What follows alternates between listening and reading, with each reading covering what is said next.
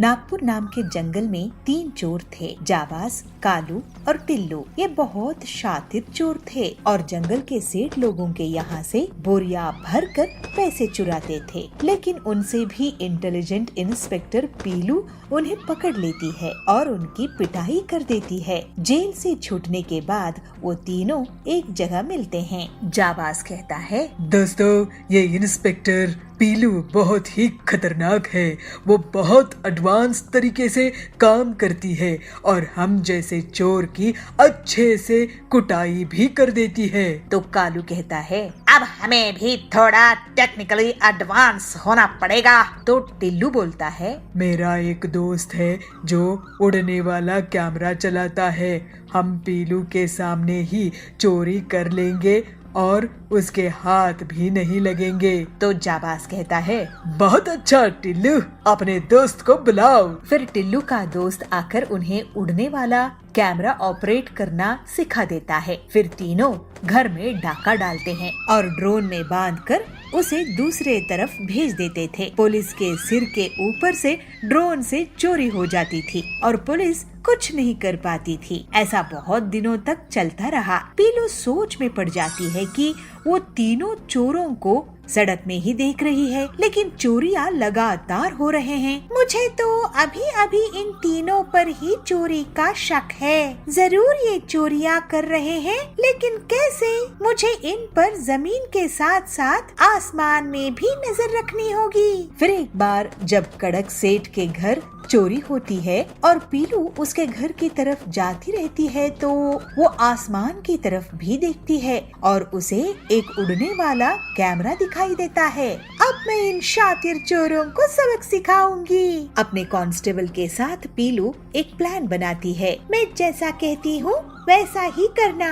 अब उन तीनों की खैर नहीं। एक अमीर सेठ का घर खाली था। वो सभी शादी में बाहर गए थे। तीनों चोर उसके घर में चोरी किए और ड्रोन से पैसे उड़ाने लगे। देखो पीलू मैडम कितनी बेवकूफ है। तो कालू कहता है, कंगाल कर देंगे और पुलिस देखती रहेगी। तो टिल्लू बोलता है, बहुत होशियार बन रही थी पीलू, हमारी कमर तोड़ दी पिटाई कर करके। ड्रोन हवा में उड़ रहा था। तभी वहाँ पर पीलू और उसके 2 और कांस्टेबल पतंग में उड़कर उस ड्रोन को गिरा देते हैं। ये देखकर जाबाज, टिल्लू और कालू चौंक जाते हैं। अब मैं तुम तीनों पर मुसीबत बनकर गिरूंगी, ऐसे पीलू कहती है। फिर पीलू उस लूट के पैकेट को उन तीनों पर फेंक देती है और वो जैसे ही उसे कैच करते हैं, पीलू और उसके कांस्टेबल उन्हें पकड़ लेते हैं। लो, पकड़े गए ना। आखिर नकल में भी अकल चाहिए, जो मेरे पास तुमसे ज्यादा है। इस तरह से पीलू उन चोरों से जंगल को निजात दिलाती है। बीकानेर के छोटे से जंगल में बंटी डायमंड डीलर कड़क सेठ के यहाँ काम करता था। बंटी बहुत अच्छा सीधा साधा था और हनुमान जी की भक्ति करता रहता था। उसको हनुमान जी को लड्डू का भोग लगाना और सरसों के दिए से आरती करना बहुत अच्छा लगता था और इसी वजह से उसको कड़क सेठ बहुत पसंद करता था। लेकिन कड़क सेठ का लड़का टिल्लू बंटी से बहुत नफरत करता था। टिल्लू बहुत ही लालची और चोर किस्म का था। वो बंटी को बहुत बार नीचा दिखाने की कोशिश करता था, लेकिन बंटी कभी भी बुरा नहीं मानता था। वो शिव जी का भक्त था। बंटी, इस बार मुझे 4 गुनी सेल्स चाहिए। तुम्हें बहुत मेहनत करनी पड़ेगी। मैं कोई बहाना नहीं सुनूंगा। कोई भी ग्राहक खाली हाथ नहीं जाना चाहिए, अमीर हो या गरीब। तो बंटी कहता है, लेकिन टिल्लू जी, हम डायमंड्स बेचते हैं। यहाँ पर वैसे भी गरीब लोग नहीं आ सकते हैं। फालतू की बहाने नहीं बनाओ। पता नहीं पिताजी तुम्हें क्या देख कर रखे हैं। मैं होता तो तुम्हें अभी तक भगा दिया होता। टिल्लू बहुत ही बिगड़ा हुआ लड़का था। उसकी बातें सुनकर बंटी चुप हो जाता है। शाम में बंटी हनुमान जी के मंदिर जाता है और उनसे प्रार्थना करता है, हे हनुमान जी, कड़क सेठ कितने नेक दिल के हैं और उनका लड़का टिल्लू बहुत ही बिगड़ा हुआ है। आप उसे भी सद्बुद्धि दीजिए आपकी जय हो। एक दिन कड़क सेठ जंगल के बाहर गए थे। टिल्लू दुकान में आता है। आज पिताजी नहीं हैं, आज मैं दुकान से पैसे और डायमंड चुरा कर ले जाऊंगा। ये बंटी जरूरत से ज्यादा ईमानदार है, इसके रहते मैं यहाँ पर चोरी नहीं कर सकता। बाद में बंटी आ जाता है। जब दुकान बंद करने का समय होता है तो बंटी अकाउंट्स और स्टिक चेक करता है। वो देखता है कि पैसे और डायमंड गायब है। अगले दिन सेठ जी को बताता है तो कड़क सेठ कहते हैं, ये क्या बंटी, इतने साल तुम मेरे यहाँ काम कर रहे थे, मैं तुम पर कितना भरोसा करता हूँ। ये मेरे लिए बड़ा नुकसान हो गया है, इसकी जिम्मेदारी तुम्हारी है। अब इसकी भरपाई कैसे करोगे तुम? तो बंटी कहता है, लेकिन सेठ जी मेरा भरोसा कीजिए, मैंने चोरी नहीं की है। मुझे मेरे नुकसान की भरपाई कर दो बस। मैं तुम्हारी अच्छाई के कारण तुम पर पुलिस कंप्लेंट नहीं कर रहा हूँ। बंटी दुखी मन से दुकान से चला जाता है। वो हनुमान जी के मंदिर में बैठकर रोने लगता है। हे हनुमान जी, मैंने कभी भी किसी का नुकसान नहीं किया है। अब मैं क्या करूं? इतनी बड़ी रकम मैं कहां से जुटाऊं? मुझे तो अब कोई काम भी नहीं देगा। हर कोई मुझे चोर ही समझेगा। असल में टिल्लू चोर है, लेकिन मैं कैसे कड़क सेठ को बताऊं? उसका रोना सुनकर हनुमान जी वहाँ प्रकट हो जाते हैं। दुखी मत हो बंटी बेटा, तुम तो बहुत नेक दिल के हो। तुम्हारी भक्ति से मैं बहुत खुश हूँ। चिंता मत करो, तुम्हारी सारी तकलीफें दूर हो जाएंगी। ये मणि रखो और इसको अपने घर के बाहर मिट्टी में लगा देना। इसमें से हीरे के फल निकलेंगे और जैसे ही टिल्लू इस पेड़ के पास आएगा वो सब सच उगलने लगेगा। जय हनुमान जी, जय हनुमान जी, जय जय हनुमान जी। और फिर जैसा हनुमान जी ने कह के गए थे, बंटी वैसा करता है और देखते ही देखते उसके यहाँ डायमंड्स का पेड़ उग जाता है। टिल्लू को ये बात पता चलती है। वो अपने पिताजी के साथ वहाँ आता है। जैसे ही वो पेड़ के सामने आता है वो सच उगलने लगता है। पिताजी, मैं बंटी की ईमानदारी से नफरत करता हूँ और इसी वजह से इसको मैंने झूठे केस में फंसाया है और आपकी नजरों में गिरा दिया। अब ये मैं कैसे सब सच सच बोल दिया? तो कड़क कहते हैं, तुम सच कह रहे थे टिल्लू। बंटी हनुमान जी का भक्त है। अब उसकी भक्ति की असर से ही तुम खुद मान गए कि असली चोर तुम हो। मुझे माफ कर दो बंटी, मैंने तुम जैसे नेक दिल वाले हनुमान भक्त पर शक किया। तुम्हारे हीरे के पेड़ से अब तुम खूब तरक्की करो। सेठ जी, ये सब तो हनुमान जी की कृपा से हुआ है, वरना मेरी इतनी हैसियत कहाँ। मैं अब हनुमान जी के नाम से गरीबों को खाना खिलाऊंगा और उनकी अब और जोरों शोरों से भक्ति करूंगा। फिर बंटी पूरी ईमानदारी के साथ काम में जुट जाता है और हनुमान जी की कृपा से उसका जीवन अब हमेशा के लिए सुधर जाता है।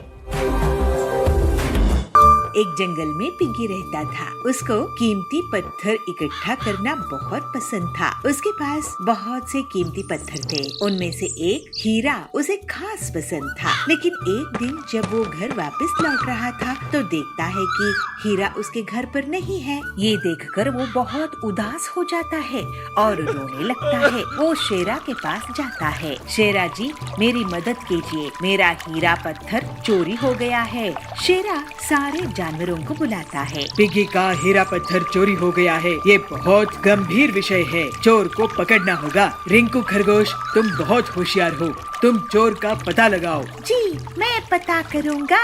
और फिर रिंकू पिग्गी के घर में जाकर देखता है। वो अपनी होशियारी और सूझबूझ का इस्तेमाल करके सोचता है, यहाँ पर तो बहुत सारे चूहे हैं। मुझे पूरा यकीन है कि इन्हीं चूहों में से किसी ने पिग्गी का हीरा पत्थर चुराया है। लेकिन इतने सारे चूहों में कौन है चोर? और फिर रिंकू थोड़ी देर सोचता है। अच्छे से सोचने के बाद वो जाकर उन चूहों से बातें करने लगता है और थोड़ी ही देर में रिंकू एक चूहे को पकड़ लेता है। तुम ही चोर हो छोटू चूहे, अब बताओ हीरा पत्थर कहाँ छुपा कर रखे हो? छोटू चूहा उसको हीरा पत्थर दे देता है। मुझे माफ कर दो, मैं आपसे चोरी नहीं करूँगा। मैं तुम्हें माफ नहीं कर सकता क्योंकि तुमने मेरा हीरा नहीं चुराया है। तुम्हें शेराजी और पिग्गी ही सजा या माफी दे सकते हैं। और फिर रिंकू छोटू को लेकर शेरा के पास जाता है। शेरा छोटू को जेल भेज देता है और अपना हीरा पत्थर वापस पाकर पिग्गी खुश होता है। लेकिन तुमने इतने चूहों में छोटू को कैसे पकड़ा रिंकू? मैं सभी चूहों से बात करने लगा और वो सभी बोले कि छोटू चूहा कुछ दिनों से बहुत घमंडी हो गया है और किसी से सीधे मुंह बात नहीं कर रहा है। सबके सामने इतनी अकड़ के साथ ऐसे रहता है जैसे वो उनका राजा हो। जब किसी नासमझ के पास अचानक से दौलत आ जाता है तो वो ऐसा ही घमंडी हो जाता है। रिंकू की सूझबूझ और समझदारी सुनकर शेरा बहुत खुश हो जाता है। एक जंगल में पीलू चिड़िया अपने पिता टिल्लू और अपनी माँ बबली के साथ रहा करती थी। टिल्लू खेती करके अपने परिवार का भरण पोषण करता था। मुखिया रहा करता था जो पक्षियों की जमीन को जबरदस्ती हड़प लिया करता था और जो भी पक्षी उसका विरोध करते वो उसे मरवा देता था। एक दिन टिल्लू अपने खेत में काम कर रहा था, तभी मुखिया टिल्लू के खेत पर पहुंचता है। मुखिया के साथ उसके कुछ गुंडे भी रहते हैं। अरे टिल्लू, ये खेत तू मेरे नाम कर दे, उसके बदले में मैं तेरा पूरा कर्ज माफ कर दूंगा। टिल्लू कहता है, कैसा कर्ज मुखिया जी, मैंने तो आज तक आपसे कोई कर्ज लिया ही नहीं। इस पर मुखिया उसे धमकाते हुए कहता है, अच्छा तूने मुझसे कर्ज नहीं लिया, ये देख कागजात, इस कागजात में तूने मुझसे पूरे 2 लाख रुपए उधार लिए हैं और इसमें तेरा अंगूठे का निशान भी है और अब तो ब्याज मिलाकर ये पूरे 4 लाख रुपए हो गए हैं। टिल्लू ये सब देखकर बहुत डर जाता है। वो गिड़गिड़ाते हुए कहता है, मालिक आप ये सब मत कीजिए, अगर आप मेरी जमीन ले लेंगे तो मेरा परिवार भूखा मर जाएगा। देख टिल्लू, मैं तुझे अभी बहुत अच्छे से समझा रहा हूँ, अगर तू मेरी बात नहीं माना तो फिर तू जानता है अंजाम क्या होगा। इन गुंडों को देख रहा है ना, ये तुझे ऊपर पहुंचा देंगे। इस तरह डराने धमकाने से टिल्लू मुखिया का सामना नहीं कर पाता है और वो डर के मारे उसको अपना खेत दे देता है। टिल्लू उदास मन से घर आता है। बबली उसे कहती है, क्या बात है जी, आज आपकी तबीयत ठीक नहीं लग रही है। अरे बबली, सब बर्बाद हो गया। आज मुखिया खेत पर आए थे, उन्होंने फर्जी कागजात बनाए कि मैंने उनसे कर्ज लिया था, जबकि मैंने उनसे कोई भी कर्ज नहीं लिया था। अब डरा धमकाकर उन्होंने मेरी जमीन हड़प ली है। पीलू अपने पिता से कहती है, पिताजी आप मेरे साथ मुखिया के घर चलिए, मैं उससे अपना खेत वापस लेके ही आऊंगी। फिर टिल्लू पीलू के साथ मुखिया के घर चला जाता है। पीलू गुस्से में मुखिया से कहती है, बदमाश मुखिया जी, आपकी हिम्मत कैसे हुई मेरे पिताजी से खेत हड़पने की, अब उसे तुरंत वापस कीजिए। मुखिया कहता है, अरे टिल्लू, तेरी बेटी तो बहुत सुंदर दिखती है, गुस्से में तो ये और भी अच्छी लगती है। एक काम कर, तू मेरी इससे शादी करा दे, फिर तुझे तेरा खेत वापस मिल जाएगा। टिल्लू अपनी बेटी से कहता है, देखा बेटी, ये कितना बदतमीज है, ये बदमाश है, इसके मुंह मत लग, चल मैं किसी और के खेत में काम करके अपना घर संभाल लूंगा। इस तरह कुछ दिन बीत जाते हैं। फिर टिल्लू हरिया तोता के खेत में काम करने लगता है। एक दिन पीलू अपने पिता के लिए भोजन ले जा रही थी, तभी उसे किसी के करहाने की आवाज आती है। पीलू उस आवाज की तरफ जाती है तो झाड़ियों के बीच में उसे एक पक्षी दिखाई पड़ता है। वो बहुत घायल था और वो करहाते हुए पानी मांग रहा था। पीलू कहती है, ये लीजिए पानी पीजिए। पीलू चिड़िया तुरंत ही उस घायल पक्षी को पानी पिलाती है। फिर वो पक्षी पीलू से कहता है, बेटा तुम्हारा बहुत बहुत शुक्रिया, एक जंगली जानवर ने मुझ पर हमला कर दिया था, मैं बुरी कदर घायल हो गया था, यहीं पास में ही मेरा घर है, तू मुझे मेरे घर तक पहुंचा दे। फिर पीलू उस घायल पक्षी को उसके घर तक पहुंचा देती है। घर पहुंचने के बाद वो पक्षी पीलू को एक बड़ी सी पोटली लाकर देता है। बेटा तूने मेरी जान बचाई है, ये ले, इसमें तेरे लिए इनाम है। बेटी ये कोई साधारण इनाम नहीं है, ये तरबूज के जादुई बीज हैं इन्हें तू अपने आंगन में बिखेर देना, फिर देखना चमत्कार। फिर पीलू घर आकर उन चमत्कारी बीजों को अपने आंगन में बो देती है। टिल्लू उसे देखकर कहता है, अरे पीलू, ये तू क्या कर रही है? पीलू कहती है, पिताजी, ये तरबूज के जादुई बीज हैं। मैंने एक पक्षी की मदद की, मैंने उसे घर छोड़ा, तो उसने मुझे ये तरबूज के जादुई बीज दिए, जिसे मैं अब अपने आंगन में बो रही हूँ। कुछ ही दिनों में पीलू के आंगन में तरबूज उग आते हैं। वे बहुत ही बड़े रहते हैं। बड़े बड़े तरबूजों को देखकर पूरा परिवार बहुत खुश होता है और उन्हें टिल्लू बाजार में बेचने लगता है। तरबूज बेचने से टिल्लू की बहुत अच्छी कमाई होती है। इसके बाद से टिल्लू और उसका परिवार खुशी खुशी रहने लगते हैं। सुंदरपुर नाम का एक राज्य था। उस राज्य में एक दिन एक मुसाफिर आता है जो साधु जैसे पहनावा पहना था। वह शहर के बाहर एक बरगद के पेड़ के नीचे ध्यान के लिए बैठ जाता है। कई दिनों तक वह साधु वहाँ पे बिना कुछ खाए पिए ध्यानस्थ होकर बैठा था। उस राज्य के लोगों को यह लगने लगा कि यह बाबा सच में कोई महान संत है, तो सारे उनके दर्शन के लिए आने लगे। जब यह खबर सुंदरपुर की राजा तक पहुँचती है तो वो खुद भी बाबा के दर्शन के लिए आ जाता है। जैसे जैसे समय बीतता गया तो राजा का वह संत पर विश्वास भी बढ़ने लगा। तो वह संत से राजा अपनी छोटी बड़ी सारी समस्याएं, सारी बातें बांटने लगा और उनकी सलाह लेने लगा और उनके रहने के लिए एक अच्छा सा कुटीर भी बनाया और 2-3 सेवक को भी लगा दिया। राजा का कोई बेटा नहीं था, मगर राजा को एक बेटी थी और राजकुमारी बहुत सुंदर थी। राजकुमारी जैसी सुंदर आसपास की कोई राज्य में नहीं थी। सुंदरपुर की राजा ने अपनी बेटी की विवाह बहुत छोटी उम्र में ही बगल वाली राज्य की राजकुमार से निश्चय कर दिया था। महल के सारे लोगों को बात करते हुए सुनकर राजकुमारी भी वह संत से मिलने की इच्छा प्रकट करती है, मगर राजकुमारी को महल से बाहर जाने की इजाजत नहीं थी। मगर एक दिन राजकुमारी को मौका मिलता है और वो सबसे नजर बचाकर साधु को मिलने चली जाती है, मगर यह संत की भेष में ठगता वह कोई साधु नहीं था। जैसे ही वह राजकुमारी को देखता है तो वह मोह में पड़ जाता है और राजकुमारी से विवाह करने की आलोचना करता है। राजकुमारी केवल दिखने में सुंदर नहीं थी, बहुत होशियार भी थी। उसने वो साधु की आंखों में वो लालच देखी और उसे समझ में आ गया कि यह साधु कपटी है। जैसे ही मन में ये विचार आया, राजकुमारी वहाँ से भाग निकली, मगर साधु भी उसके पीछे पीछे उसको पकड़ने के लिए भागा, मगर वह पकड़ नहीं पाया। तो उसको बहुत गुस्सा आया। मुझसे बचकर कहाँ जाओगी?